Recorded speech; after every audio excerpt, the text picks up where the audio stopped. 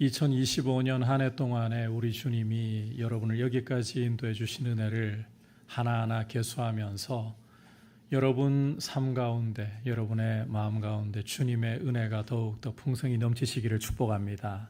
그리고 이제 다가오는 2026년을 주님과 함께 동행하면서 주님이 열어가실 복되고 귀한 한 해로 주님 앞에 올려드리기를 축복합니다. 여러분, 문제 상황에 부딪힐 때에, 우리의 힘으로 참 해결하기 어려운 문제 상황에 부딪힐 때에 우리의 진짜 실체가 드러나곤 합니다. 성도에게는 믿음의 실체가 드러나곤 한다는 것입니다. 오늘 말씀은 주님께서 베드로, 야고보, 요한 세 제자를 데리시고 산에서, 변화산에서 내려오셨을 때 일어난 일을 우리에게 보여주고 있습니다. 귀신 들린 아이의 문제로 제자들에게 찾아온 아버지의 일을 오늘 말씀이 기록을 하고 있는데, 이 제자들의 믿음의 실체가 다 드러나요. 미리 좀 말씀을 드리자면 제자들은 믿음이 없는 세상과 다를 바 없는 믿음의 실력을 보여준다라고 할 수가 있습니다. 이 과정에서 주님은 아이의 아버지를 통해서 믿음이 어떻게 생겨나고 자라게 되는가, 이 과정을 또한 보여주고 계십니다. 우리가 이제 말씀을 함께 살펴보면서 주시는 메시지를 듣도록 하겠습니다. 자, 주님이 3명의 제자들과 함께 산에서 내려오셔서 나머지 제자들에게 이르셨을 때였습니다. 14절을 보시면 큰 무리가 그들을 둘러싸고 있고 서기관들이 제자들과 더불어 논쟁을 벌이고 있었습니다. 주님이 오신 것을 보고는, 예수님이 오신 것을 보고는 온 무리는 놀라면서 달려와서 문안을 했고, 우리 주님께서는 너희가 무엇을 그들과 제자들과 변론하고 있느냐 물으셨습니다. 그러자 17절에서 보듯이 무리 중에 한 사람이 이런 대답을 하는 것입니다. 함께 17절 선생님부터 18절까지 한 목소리로 보겠습니다. 시작. 선생님, 말 못하게 귀신 들린 내 아들을 선생님께 데려왔나이다. 귀신이 어디서든지 그를 잡으면 거꾸러져 거품을 흘리며 이를 갈며 그리고 파리해지는지라. 내가 선생님의 제자들에게 내쫓아 달라 하였으나 그들이 능히 하지 못하더이다. 자, 주님의 질문에 나와서 대답을 하는 사람은 귀신 들린 아이의 아버지였습니다. 이 아버지의 말대로 귀신 들린 아이를 제자들에게 데려와서 귀신을 내쫓아 주십시오. 그런데 제자들이 귀신을 아이에게서 내쫓지를 못한 겁니다. 여러분, 우리가 이 상황을 크게 대수롭지 않게 문제가 없는 것처럼 여길 수도 있습니다. 하지만 이어지는 우리 주님의 반응을 보면, 제자들에 대한 우리 주님의 반응을 보면 이것은 상당히 문제가 심각한 것이구나 확인할 수 있습니다. 함께 19절 말씀 읽어보겠습니다. 시작. 대답하여 이르시되 믿음이 없는 세대여, 내가 얼마나 너희와 함께 있으며 얼마나 너희에게 참으리요. 그를 내게로 데려오라 하시매. 자, 주님이 이 제자들, 귀신 들린 아이에게서 귀신을 쫓아낼 수 없는 이 제자들을 보시면서 뭐라고 탄식하고 계십니까? 믿음이 없는 세대요. 믿음이 없다라고 탄식하고 계십니다. 뿐만 아니라 내가 얼마나 너희와 함께 있어야 하고 내가 얼마나 너희를 참아야 하겠느냐, 탄식을 토로하고 계십니다. 굉장히 답답해 하시는 거예요. 여러분, 지금 주님은 제자들에게 굉장히 격하게, 제자들이 믿음 없는 세대나 믿음 없는 세상이나 다를 바 없다고 굉장히 격하게 반응을 보이고 계신 것입니다. 자, 여기에는 그럴 만한 충분한 이유가 있습니다. 여러분께서 마가복음 6장 7절을 보시면 우리 주님께서 12제자를 둘씩 짝지워 보내시면서, 전도하러 짝지워 보내시면서 그들에게 귀신을 내어 쫓는 권능을 주셨다라고 말씀하고 있습니다. 그리고 실제로 마가복음 6장 13절을 보면 제자들은 나가서 복음을 전파하면서, 회개하라고 복음을 전파하면서 귀신을 내어 쫓았습니다. 기름을 발라 병자들을 고쳤습니다. 그렇게 권능을 받았던, 그리고 그 권능을 가지고 귀신을 내어 쫓았던 제자들이 지금은 귀신 들린 아이에게서 귀신을 내어 쫓는 모습이 온데간데 없이 사라져 버렸습니다. 여러분, 도대체 이게 어떻게 된 일이란 말입니까? 따로 설명은 없지만 여기에는 제자들이 자기의 경건과 권능을 의지하고 있는 교만이 고개를 들었다라고 우리가 이 상황을 판단할 수가 있습니다. 이전에 귀신을 향해서 명령하니까 떠나가는 거예요. 그러니까 지금도 명령하면 귀신이 떠나갈 줄로 생각했었는데 그렇지 않은 겁니다. 이전 경험 믿고 주님 의지하지 않는 이 교만이 싹틈으로 인해서 제자들은 더 이상 귀신을 내어 쫓을 수가 없게 된 것이었습니다. 그리고 여러분, 이게 좀 심각한 상황인 것은 이런 상황이 되었으면 제자들이 주님 보고 어떻게 해야 되겠습니까? 무리보다 앞서 주님께 달려와서 주님, 우리 좀 도와주세요. 귀신을 내어 쫓아야 하는데 지금 도무지 귀신이 나가지를 않습니다. 우리가 참 뭔가 문제가 생겼습니다. 도와주십시오. 제자들이 먼저 나서야 되는 거 아닙니까? 그런데 제자들은 지금 이 상황에서 뒷짐지고 있고 이걸 보다 못해 답답하게 여기는 아이의 아버지가 나와서 이 상황을 주님께 아뢰면서 도움을 구하고 있는 거예요. 여러분, 성도에게 일이 안 풀리고 문제가 발생한 것보다 더 큰 문제는 주님께 아뢰고 주님께 문제를 해결해 달라고 구하지 않는다는 것입니다. 여러분, 성도는 자기의 경건과 자기의 권능으로 살아가는 사람들이 아니에요. 여러분, 성도는 자기의 지혜와 자기의 경험 믿고 살아가는 사람들이 아니에요. 우리 주님의 이름을 의지하고 우리 주님의 도우심을 의지하면서 주님께 간구하면서 하늘의 지혜와 하늘의 능력으로, 주님의 능력으로 살아가야 할 사람들입니다. 그래서 일이 안 풀리고 일이 꼬이는 것보다 더 큰 문제가 무엇이냐? 거듭 강조하지만 주님께 나와 문제를 의지하고 주님의 도우심을 간구하지 않는 것. 여러분, 이게 진짜 큰 문제인 거예요. 제자들은 주님께 지금 아뢰지 않습니다. 그저 뒷짐지고 바라만 보고 있습니다. 이게 믿음 없는 세상이나 다를 바가 없는 모습이다. 주님은 그렇게 책망하고 계시는 거예요. 여러분, 주님을 먼저 의지할 수 있기를 축복합니다. 거듭 강조하는데 우리 인생의 문제는 문제가 터져서 사방이 꽉 막힌 것보다 주님께 그 문제를 아뢰지 않는 데 있다는 거예요. 기도하지 않는 게 성도의 가장 큰 위기이고 문제인 거예요.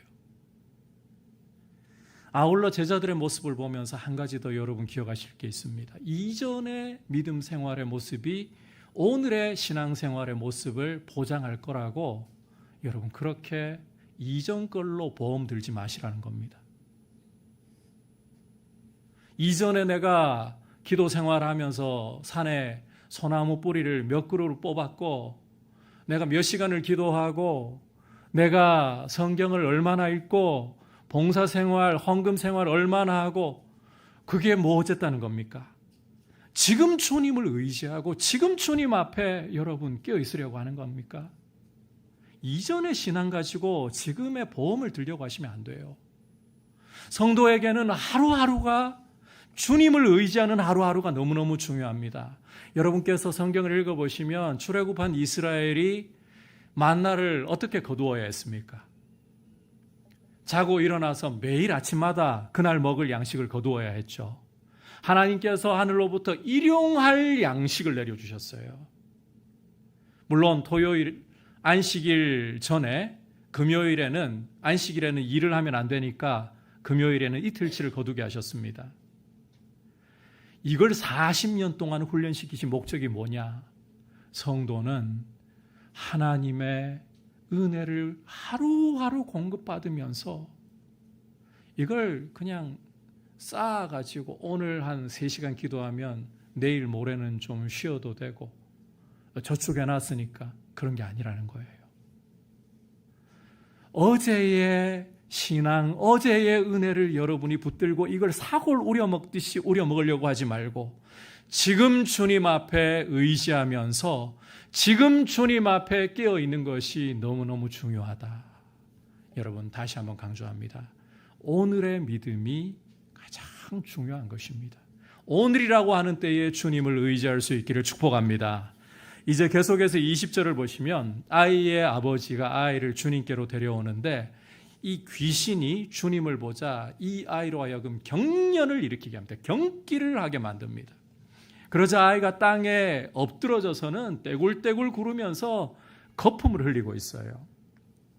주님은 이 아이를 보시고 언제부터 이렇게 되었느냐 아버지에게 물으시죠. 그러자 아버지가 어릴 때부터입니다. 귀신이 자주 이 아이를 사로잡아서 불과 물에 던져 죽이려고 했습니다.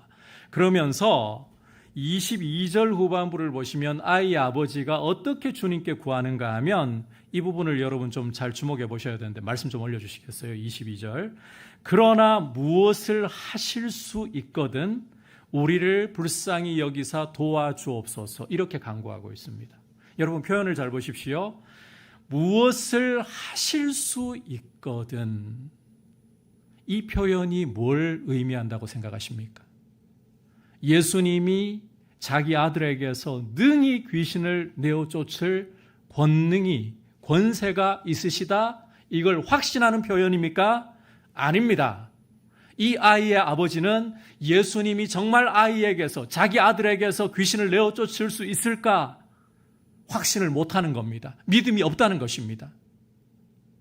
그런데 여러분 이런 불신에는 제자들의 역할이 한몫했을 가능성이 굉장히 농후합니다. 여러분 이 당시에 예수님 당시에 제자라고 한다면 그 스승을 대변하는 역할을 하는 거예요. 제자를 보면 그 스승을 아는 거예요. 따라서 제자들에게 아이를 데려와서 귀신 내쫓아 달라 했더니 제자들 어떻게 했습니까? 귀신 못 내쫓고 헤매기만 하는 거예요. 그렇다면 이 아이의 아버지에게 자신도 모르게 어떤 불신이 삭트겠습니까?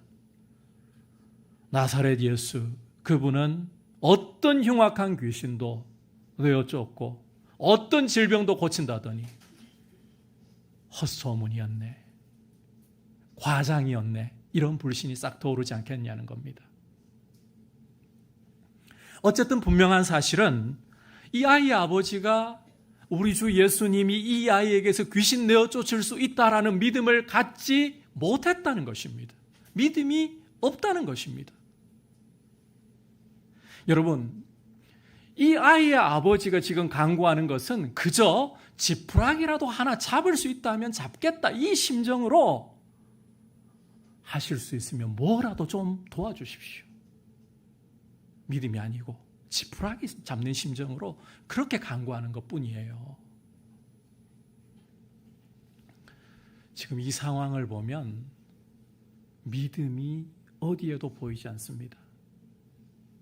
예수님의 제자들, 이 제자들은 자기의 이전 경험 의지하고 주님을 의지하지 않다가 믿음이 고사 직전에 가 있어요. 그리고 이 아이의 아버지는 이전에 다른 사람들이 주님께 나와 믿음으로 간구하던 것 같은 그런 믿음이 보이지 않습니다. 그러니까 이런 상황이 여러분 총체적 난국이라는 겁니다. 문제가 터져서 어디를 둘러보아도 뚫린 곳 없이 사방이 꽉 막혀 있고 어떻게 문제를 풀어야 하나. 여러분, 이게 총체적인 난국이 아닙니다.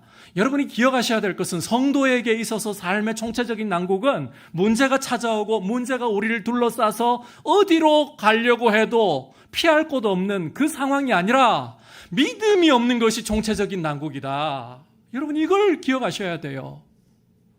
이보다 성도에게 큰 문제는 없어요.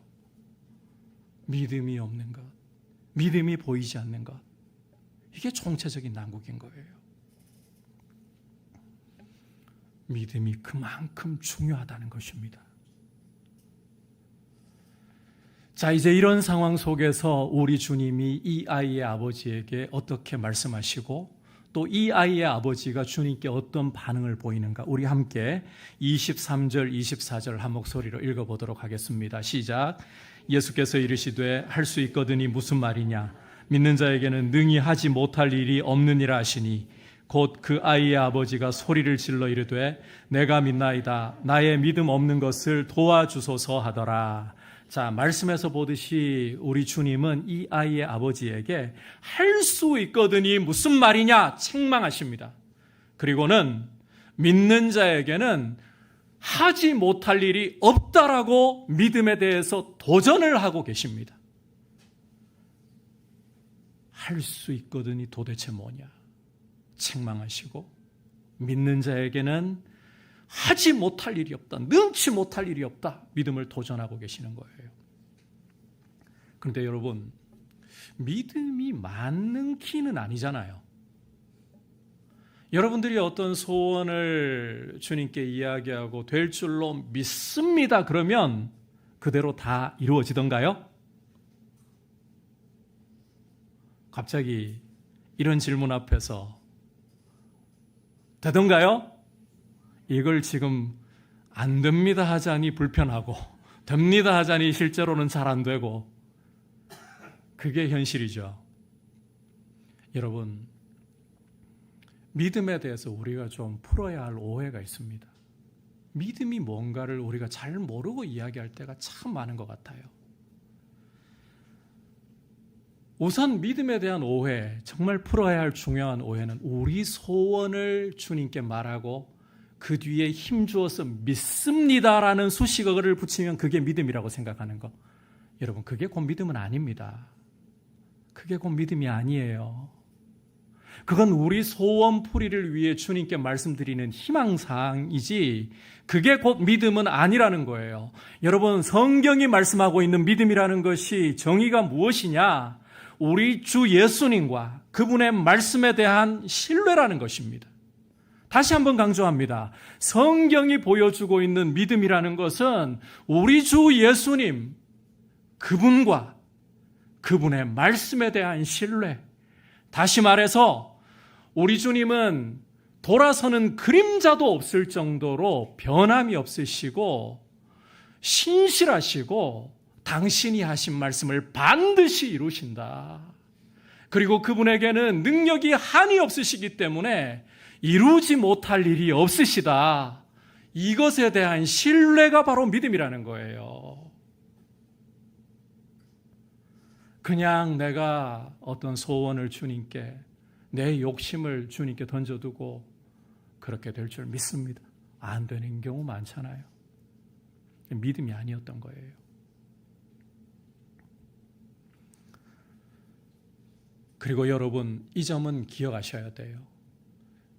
주님과 그 말씀에 대한 신뢰가 믿음이지만 믿음 그 자체 안에는 능력이 있는 게 아닙니다. 효능이 있는 게 아닙니다. 믿음 그 자체는 만능키가 아니에요. 그런데 믿음을 왜 자꾸 강조하느냐? 왜냐하면 우리 주님이 믿음을 통로로 삼아서 권능을 나타내시고 역사를 이루어 가시기 때문인 것입니다. 그래서 믿음이 너무너무 중요한 거예요. 우리 주님이 역사하시는 통로, 우리 주님이 권능을 나타내시는 통로가 바로 믿음이기 때문에 믿음은 너무나도 중요한 것이고, 성도에게 믿음은 있어도 되고 고사 직전까지 가도 되고 아닙니다. 믿음을 지켜내야 하는 것입니다. 그래서 여러분께서 마가복음 5장을 보시면 혈루증으로 12해 동안을 의사를 찾아다녀도 아무 소용없고 재물만 허비하던 여인, 이 여인이 주님의 옷을 만져 깨끗함을 입었을 때 여러분, 이 치유가 누구로부터 나간 겁니까? 성경 읽어보면 주님께로부터 권능이 흘러나갔다 그래요. 주님께로부터 권능이 흘러나간 거예요. 그런데 놀랍게도 주님은 뭐라 말씀하시느냐? 여인에게 너의 믿음이 너를 구원했다. 여러분, 권능이 주님께서 나왔다니까요. 주님이 치료하셨다니까요. 그런데 주님은 너의 믿음이 너를 구원했다, 너를 치료했다. 그만큼 믿음을 통로로 삼아 우리 주님은 역사하시고 권능을 나타내시기 때문인 겁니다. 여러분, 믿음은 그 자체로 능력 있는 게 아닙니다. 믿음은 우리 주님과 그분의 말씀을 신뢰하는 것입니다. 그런데 이 믿음을 통로 삼아 우리 주님은 역사하시기 때문에 믿음이 너무너무 중요한 거예요. 그러려면 여러분 말씀에 자꾸 귀 기울여야겠죠. 그래서 성경 읽으라고 말씀드리는 거예요. 자, 이제 다시 말씀으로 돌아와서 주님이 이 아이의 아버지에게 이렇게 믿음을 촉구하실 때 아이의 아버지가 어떤 반응을 보였습니까? 결론부터 말씀드리자면 굉장히 긍정적인 반응을 보였습니다. 여러분께서 24절 우리가 읽었던 부분을 다시 보시면, 자, 24절 좀 올려주시면요, 소리를 지르면서 내가 믿나이다, 나의 믿음 없는 것을 도와주소서 간구하고 있습니다. 여러분, 사람이 소리를 지른다, 이것은 간절함을 표현하고 강한 의지를 표현하는 거예요. 그만큼 이 아이의 아버지에게서 이제는 믿음에 대한 간절함이 올라오고 있는 거예요. 의지가 올라오고 있는 거예요. 그런데 여러분, 이 의지의 표현도 곧 믿음은 아닙니다. 여러분께서 에베소서 2장 8절을 보시면 믿음이라는 것은 끝부분에 뭐라고 말씀하고 있습니까? 사람이 자기 의지로 만들 수 있는 게 아니라 하나님의 선물, 하나님의 선물인 거예요. 자, 그렇다면 여러분 보세요. 이 아이의 아버지가 내가 믿나이다, 나의 믿음 없음을 도와주소서, 이렇게 소리 지르면서 의지를 표명하는 게, 믿음에 대한 간절한 표현하는 게 무슨 의미가 있나요? 하나님 선물이라면서요. 중요하죠. 믿는 것은 누가 대신 믿어주는 게 아니거든요. 주님이 대신 믿어주시는 거 아니거든요. 내가 믿는 거잖아요. 그래서 믿음에 대한 간절함이 내 편에서 필요해요. 그러나 여러분, 믿음은 하나님의 선물입니다. 그래서 이 아이 아버지가 그 다음에 잘하는 게 뭔가 하면 나의 믿음 없음을 도와주소서라고 주님께 간구하고 있다는 거예요. 여러분, 아이의 아버지는 그저 소리 지르면서 믿음에 대한 갈망으로 끝나지 않았습니다.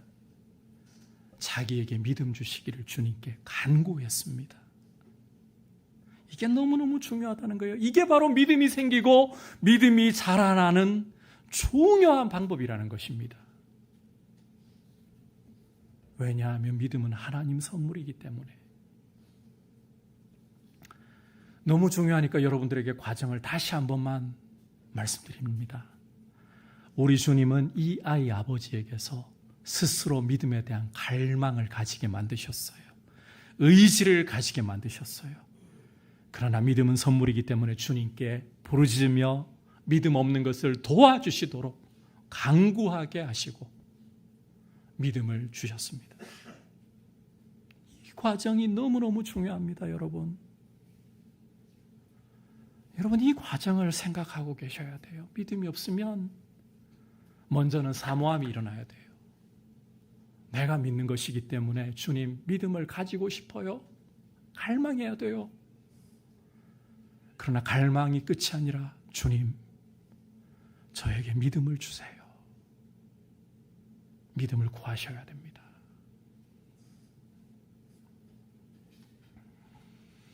자, 이렇게 이제 믿음을 일으키신 후에 주님이 어떻게 하시느냐? 여러분께서 25절부터 27절까지를 보시면 믿음을 보시잖아요. 끝난 거예요. 주님께서는 이 아이에게서 귀신을 내어 쫓으시고 권능을 드러내시는 겁니다. 여러분, 이처럼 믿음보다 중요한 게 없습니다. 믿음이 아니고서는 주님의 영광을 볼 길이 없는 거예요. 믿음이 아니고서는 주님이 능력을 행하셔도 그게 주님의 능력인지 우연인지 구분을 할 수가 없습니다. 그래서 믿음이 너무너무 중요하다. 우리 안에 믿음에 대한 갈망을 가져야 되고 믿음 주시기를 주님께 간구해야 되는 것입니다. 자, 이것은 이제 이어지는 제자들과의 대화를 통해서 우리 주님이 한 번 더 드러내고 계십니다. 자, 28절 보시면 주님이 제자들과 함께 집에 들어가셨을 때 제자들이 조용히 묻습니다. 우리는 왜 귀신을 내어 쫓지 못했습니까? 라고. 그럴 때 주님이 어떻게 말씀하시느냐? 우리 29절 말씀 함께 읽어보도록 할까요? 시작. 이르시되 기도 외에 다른 것으로는 이런 종류가 나갈 수 없느니라 하시니라. 자, 기도 외에는 이런 종류 귀신이 나갈 수 없다. 이게 무슨 이야기를 하고 계신 건가 하면요, 여러분, 제자들에게 주님 똑똑히 보여주셨습니다. 제자들 귀신 내어 쫓지 못하고 있는 상황에서 주님 봤을 때에도 뒷짐지고 앞으로 나오지 않았습니다. 주님 의지하지 않았습니다. 그런데 이 아이의 아버지 믿음이 없었지만 믿음에 대한 갈망을 가지고 주님께 부르짖을 때에, 소리 지르면서 주님께 간구할 때에, 믿음 없음을 도와주소서라고 간구할 때에 주님은 그 부르짖음을 들으시고 이 아이의 아버지에게 믿음을 일으키시면서 귀신을 내어 쫓으시는 권능을 보여주셨습니다. 그렇다면 이제 이 제자들이 그걸 통해 뭘 배워야 한다는 것입니까? 너희가 믿음 없으면 뒷짐지고 있을 문제가 아니라는 거예요. 주님께 간구해야 된다는 거예요. 기도해야 된다는 거예요. 믿음은 선물인데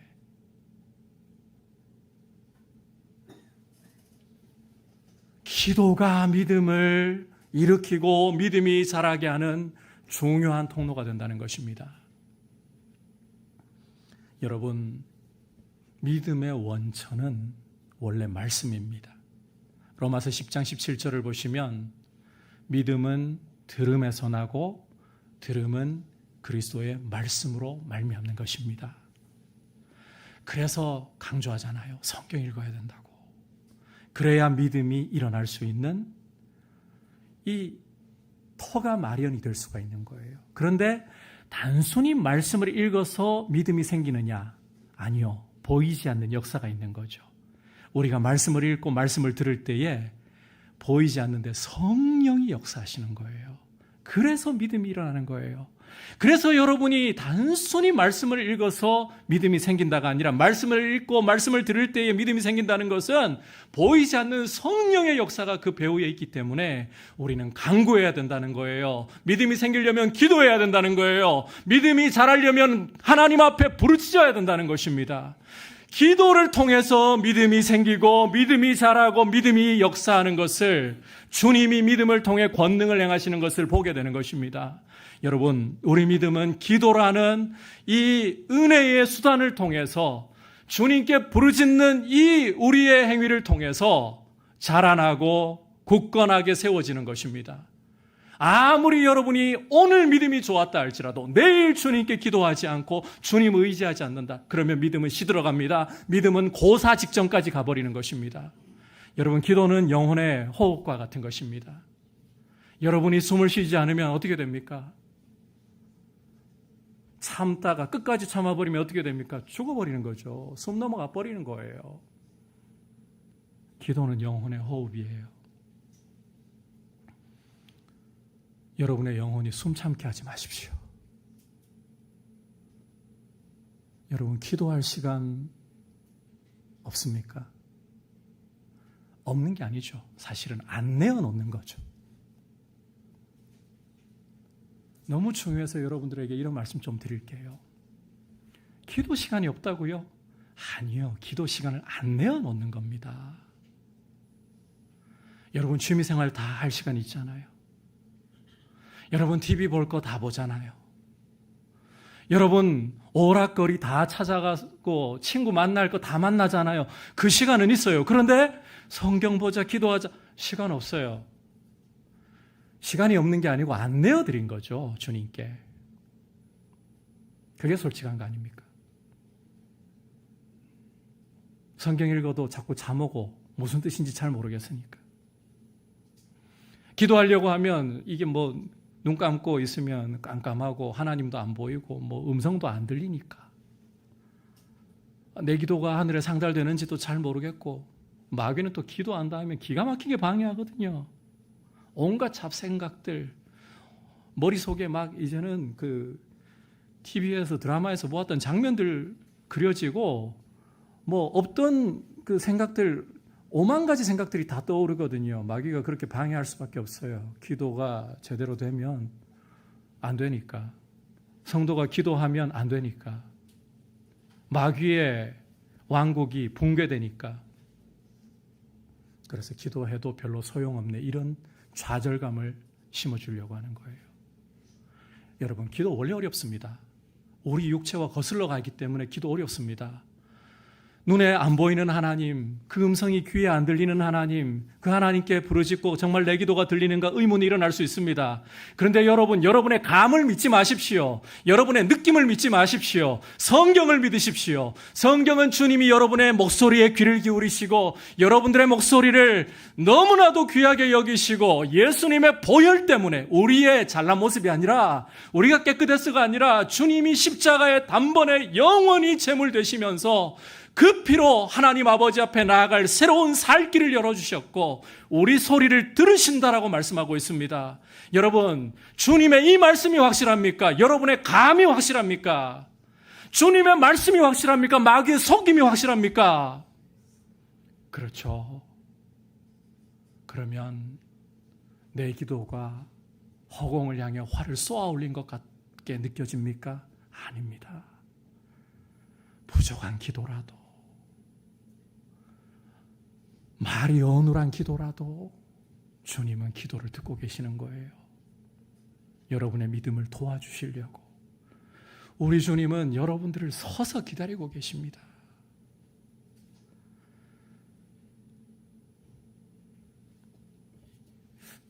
빨리 끝내려고 생각했는데 이 이야기는 드릴게요. 중요한 것 같아서. 성령께서 떠오르게 하시면 이럴 때는 좀 이야기를 하고 가는 게 나을 것 같아서. 스데반이 순교할 때 성령께서 스데반에게 충만하게 감동하셔서 그 눈을 열어보게 하시는데 주 예수께서 서 계신 장면을 봐요. 예수께서 서서 계시는 장면을. 그런데 여기 주님이 서 계신다는 게 얼마나 놀라운 장면인지 모릅니다. 여러분이 히브리서를 보잖아요. 우리 주님은 자기를 십자가의 단번에 영원한 제사로 드리시고 이제는 더 이상 죄를 위한 속죄가 필요 없기 때문에 부활 승천하셔서 하나님 보좌 우편에 뭐라고 기록할까요? 앉으셨느니라. 하나님 보좌 우편에 앉으셨느니라. 우리 주님의 모습은 기본 보좌 우편에 앉아 계셔서 성령으로 진리로 통치하시는 거예요. 그런데 스데반 순교 때에 성령이 눈을 열어 스데반으로 보게 하시는 장면이 우리 주님이 보좌 우편에서 벌떡 일어나 계시는 장면입니다. 당신의 종이 당신을 위해 생명을 아끼지 않고 복음을 전할 때 그 보좌 우편에 앉아 계시던 주님이 벌떡 일어나서 그 스데반의 영혼을 응원하고 죽음도 이길 수 있는 평강으로 스데반을 도와주고 계셨던 거예요. 여러분이 기도하려고 할 때 주님, 여러분의 기도가 어려울수록 이걸 기억하십시오. 기도가 안 될수록 이걸 기억하십시오. 주님은 안 보이지만 전 이렇게 단언해 드릴 수 있어요. 박수 치면서. 여러분 아이 일어나서 걸으려고 할 때 넘어지고 자빠지면 아이고 이 화상아 뭐 이러면서 엉덩이를 볼기짝을 때리려고 합니까? 처음에 걸음마 하려고 일어설 때 어떻게 했습니까? 넘어질 때 박수 치면서 팔 뻗어서 오라고 그렇게 응원하지 않으셨어요? 여러분이 기도하려고 할 때 주님 그렇게 응원하십니다. 귀를 쫑긋 세우고 듣고 계십니다. 여러분의 믿음을 도우려고 하십니다. 마귀의 거짓말에 여러분의 감각에 속아 넘어가지 말고 성경이 말씀하는 그 진리를 붙들고 주님께 기도함으로 여러분 기도할 때에 여러분들의 믿음을 일으키시고 여러분들의 삶에 주님의 권능과 역사를 나타내실 줄 믿으시기를 바랍니다. 저는 여러분 한 분 한 분의 삶이 주님의 그 권능과 역사를 보는 그러한 분들이 되시기를 주님의 이름으로 축복합니다. 그래서 여러분들의 삶의 현장 속에 주님이 함께 하시고 주님이 여러분들의 삶을 통해 나타나시는 존귀한 삶, 그게 성도의 영광입니다. 성도는 돈이 있어서 존귀한 게 아닙니다. 돈이 있어도 추할 수 있습니다. 성공과 명예가 있어서 아니요. 그거 믿고 힘이 들잖아요. 그보다 추잡한 게 없습니다. 교회가 추락하는 이유는 하나님 못 보여줘서입니다. 하나님이 드러나시는 여러분들의 삶이 되시기를 축복합니다. 오늘 제자들에게 귀신 내어 쫓아달라 못 쫓는 이 모습, 그러나 그 과정에서 아이의 아버지를 통해 믿음을 만드시고 믿음을 통해 역사하시는 모습을 통해서 주시는 두 가지 메시지. 첫 번째, 여러분, 우리의 경험이나 우리의 어떠함 의지하지 말고 주님께 엎드리십시오. 주님 의지하십시오. 두 번째, 기도를 통해 하나님이 주시는 선물인 믿음을 더욱더 귀하게 가지고 믿음 안에 굳세게 설 수 있는 저와 여러분 되실 수 있기를 주님의 이름으로 축복합니다.